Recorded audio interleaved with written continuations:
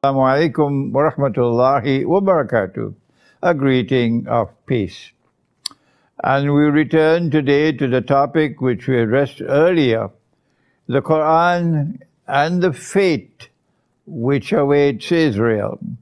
That was part one, in which we spoke about the link between Pharaoh, the body of Pharaoh, the rediscovery of that body, and what are the implications of the discovery of the body of Pharaoh, which was preserved for thousands of years, as mentioned in the Qur'an. And then we went to the subject of Gog and Magog, and how they are taking the Jews on a ride, and it's the last ride on which they'll ever go. And we identified Gog and Magog as, from the Qur'an, as those who will bring the Jews back to Jerusalem to reclaim it as their own 2,000 years after the Lord God had expelled them and banned their return. This is from the Qur'an. We didn't go to Hadith, we didn't go to Tafsir, we went to the Qur'an, which is absolute truth. This is the proper methodology. And we can go to Hadith, we can go to Tafsir subsequently on the condition that they are in harmony with the Qur'an. And we identified Gog and Magog as those who control power in modern Western civilization. And we can see that they are now being drawn to the Holy Land. Gog and Magog are coming back to the Holy Land because the American warships and aircraft carrier, the French and the British, now the Germans also want to be part of it. They're all being sucked into the Holy Land. What they don't know is once you go in, you'll never be able to come out. That's all for enough. And now today we want to go to a second part of the subject of the Qur'an and the fate which awaits Israel. And this has been dealt with in my book. You see the cover of the book on the screen. The book entitled Dajjal, the Jasad, and akhirulzaman. Dajjal, the Jasad, and akhirulzaman. If I remember, if that's the topic, the title of the book. And you'll see the cover on the screen, inshallah. And this is a subject which is connected with King Solomon. And so Israel should be interested.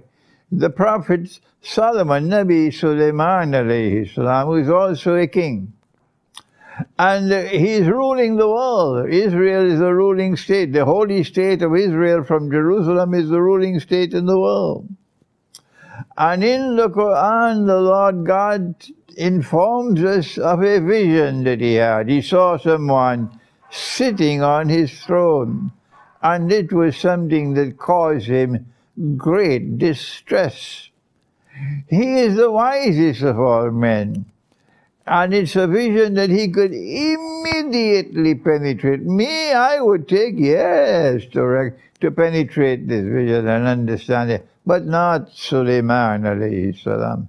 In a flash, and he's able to penetrate someone sitting on my throne. And he is a very evil being, and the Qur'an describes him as a Jasad. And he immediately recognizes the implication of this vision, and he makes a prayer to the Lord God, and he asks that no one should be able to inherit my kingdom after me. وَهَبْ لِي بَعْدَ أُوذُ بِاللَّهِ مِنَ الشَّيْطَانِ الرَّجِيمِ وَهَبْ لِي مُلْكًا لَا يَنْبَغِي لِأَحَدٍ مِّن بَعْدِي.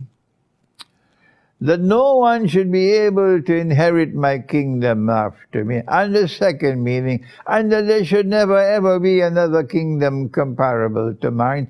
And Allah answered his prayer. And after he died, let me repeat it one more time. After he died, because that is important. After he died, Holy Israel collapsed. So who was that person shown in the vision, the divine vision given by the divine being to Solomon? Who is that person sitting on the throne? Who is that evil being who wants to inherit his kingdom and therefore wants to rule the world from Jerusalem? All that you need is €5 worth of intelligence. That's all to recognize it's the Antichrist. He wants to impersonate the Messiah. He wants to rule the world from Jerusalem so that he can declare, I am the Messiah. And he is a very evil being. That is the vision. That is the vision which was shown to Solomon by the Lord God. And when Allah answered that prayer, then when he died, when Solomon died, the kingdom disappeared, never to be recovered. This Israel is a bogus holy state. It's not a holy state at all. Truth has zero tolerance for oppression. And this is an oppressor. How could this be holy Israel? Stop your nonsense. Now we leave. I think this was Surah As-Sad. And we now go to, where is it? Surah to, I'm mixing up now, I'm too tired. To another surah of the Qur'an, when Allah speaks about the death of Solomon. فَلَمَّا قَضَى عَلَيْهِ الْمَوْتِ, when Allah ordained maut or death for Solomon. ما ضلهم عن موتي إلا دابة الأرض تأكل من سأته. They did not know that he was dead when Solomon died until Dabbatul ard, or the creature of the earth, or the beast of the earth, which is in Christian and Jewish eschatology, ta'kulu, consume the minsa of his stuff, minsa'atahu. And when the minsa of his stuff collapsed, only then were they able to recognize that Solomon was dead. And as a result, so long as they just had sitting on the throne and holding the staff, and the minsa of the staff is intact, the Jasad is able to deceive them. Who are they? The Qur'an speaks several times that Allah responded to the dua or the prayer of Solomon, that there should never be a kingdom like mine, that he ordered the jinn, the shayateen of the jinn, the satanic jinn, not the believers, to work for him. And other jinn who were mukarranina fil asfad, who were in chains, they had to work for Solomon, to do whatever he had to do, things for the temple to be molded, to be melted, to be forged. And they had to do this work.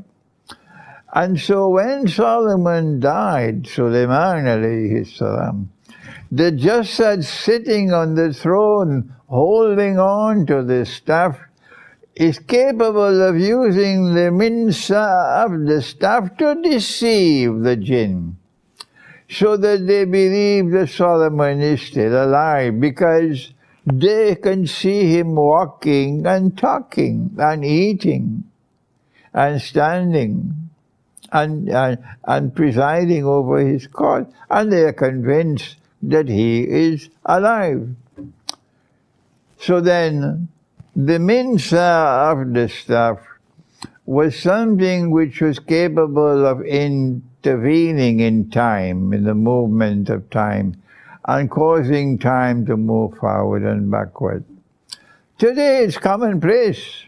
You can go on your television set and you can see General Charles de Gaulle. There he is on the screen. He's talking and he's walking. Yes, you can see all these things. People who have died and still they are on the televisions. But at that time, no one thought it was possible. So the minsa of the staff is a capacity of the staff, if you're holding the staff, to intervene in time. And Dabbatul ard are creatures created by Allah, who have a capacity created by Allah, which can destroy that capacity of the staff. The min sa'a, this is with sin. The staff is with sword, sa'a, but this is min sa'a with a sin. So the Dabbatul ard can destroy, can consume the minsa of the staff. What is that Dabbatul ard? If you go to the books, the classical books of tafsir, you hear about termites, and they're eating the bottom of the staff. And when they eat sufficient of the bottom of the staff, it loses its balance, the staff collapses, and then the body collapses. That's nonsense. That is nonsense. Now we're talking about a proper and correct interpretation or explanation of the Qur'an, not nonsense. And so now, this is the explanation of Dabbatul. Before we end, when the minsa of the staff is gone, then Dajjal, who is the Jasad, will no longer be able to use the jinn to do his evil work. And that's goodbye to Israel. That's goodbye to Israel. So now we need to answer the question, who or what is Dabbatul ard? Something capable of destroying the spiritual heart of the staff. And I have offered an interpretation, I can be right, I can be wrong, that it is the electromagnetic waves coming from wireless internet and so on.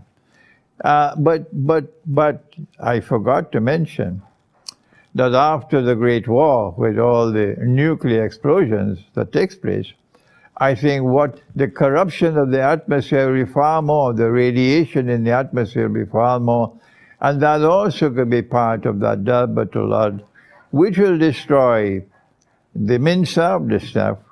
And when Dajjal is no longer capable of using the minsa of the staff to deceive the jinn, they no longer work for him. And that's goodbye to Israel. Thank you. Wassalamu alaikum wa rahmatullahi wa barakatuh.